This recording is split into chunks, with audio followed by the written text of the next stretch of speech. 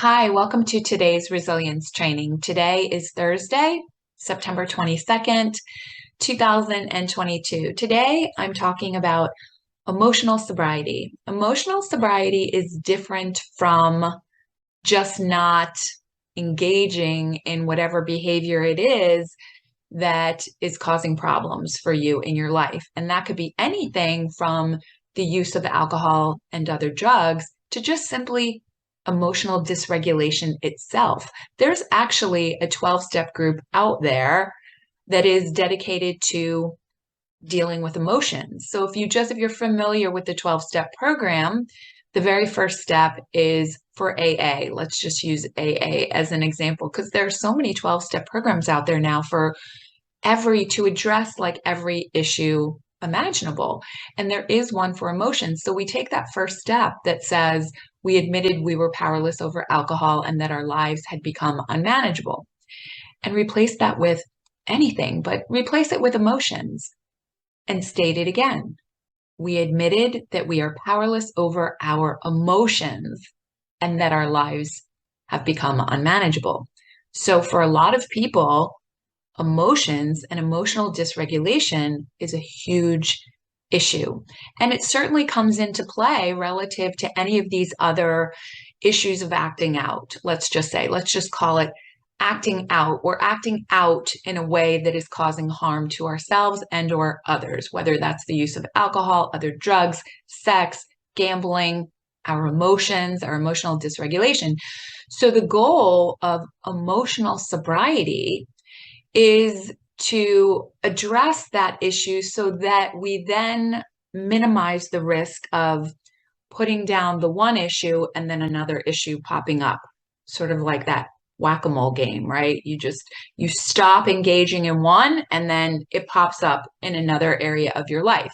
So when we're able to achieve this very elusive for many, this emotional sobriety, then we're able to live a life where when we're experiencing difficult emotions, we don't have to choose to act out in these ways that negatively impact ourselves and or others. And of course, DBT is a great way to work toward achieving emotional sobriety. So today I'm going to give you some warning signs that you may be relapsing back into addictive thinking because again, I've shared this before, the relapse happens before the relapse. The relapse happens when we start to fall into these patterns of addictive thinking and then wind up acting out in these harmful ways. So I'm going to share with you some signs that you may be relapsing back into addictive thinking. And then I'm also going to share with you some ways in which you can start to gain better balance and get to this place of emotional sobriety. So let's start with some of the warning signs. Number one is your inability to regulate strong negative emotions and a pattern of acting out somehow in a negative way that's harmful based upon these negative strong emotions. Number two, your inability to regulate moods and behaviors.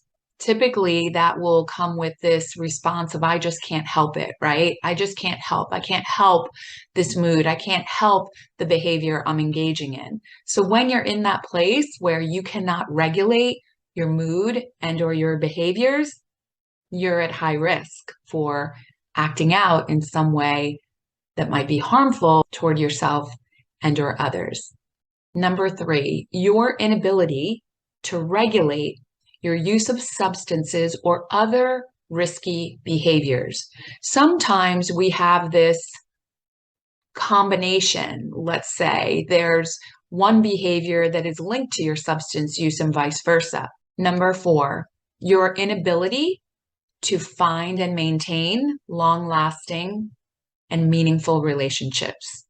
A sure sign that you are not in emotional balance. You are not in a place of emotional sobriety. And number five, your inability to just roll with the punches, right? Something happens and you have to pull that string. You have to pursue that issue. You maybe even have a tendency to make it worse. Whatever the issue is, you just jump in and you can't control yourself and you can't just step back and roll with the punches.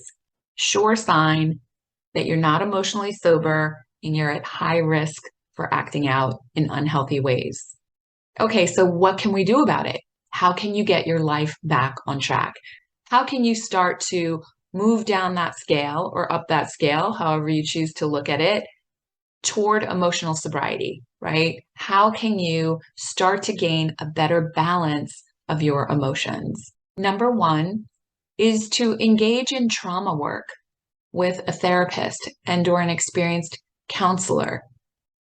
Trauma work relative to perhaps childhood healing or experiences that you've had that are laden with lots of intense emotions attached to them. Things that may be interfering with your ability to be emotionally balanced. Number two, develop a strong support network of individuals who have been where you are and have achieved emotional balance, who have achieved what you are seeking to achieve. Number three, exercise, eat healthy, get enough rest. Not getting appropriate sleep is a surefire way of your emotions to be out of balance. So you want to definitely be treating your body in a way that is going to promote a healthy emotional balance. Find meaning in work, hobbies, passions, engaging in something that brings meaning to your life that you enjoy. Process your ups and downs as they happen, rather than putting them aside and not dealing with them for days, weeks, for some people, years, learning, practicing, addressing the ups and downs as they occur. Develop your inner resources to help calm you when you're escalated, such as meditation, Tai Chi, yoga, and other spiritual pursuits. When negative beliefs enter your mind and start shaming you, ask yourself this question. Is this belief true? What proof do I have that this statement is true? How does thinking this way benefit me in any way? One of my favorite things to do when I'm struggling with a thought that is going through my head is I stop and I think to myself, this thought is not helping me right now. And then finally, making a list of other things that you can do aside from engaging in the activity that is causing you problems, whether that's drinking alcohol, whether that's using other drugs, whether that's gambling, whether that's sex, whether that's, you name it, whatever it is, making a list of activities that you can do other than engaging in the issue that is causing you problems in your life. So that's it for today. Some warning signs and also some tips to get your life back in balance and achieve some more emotional sobriety. I hope you found it helpful, and I will be back again tomorrow. I wish you a very beautiful and a blessed day.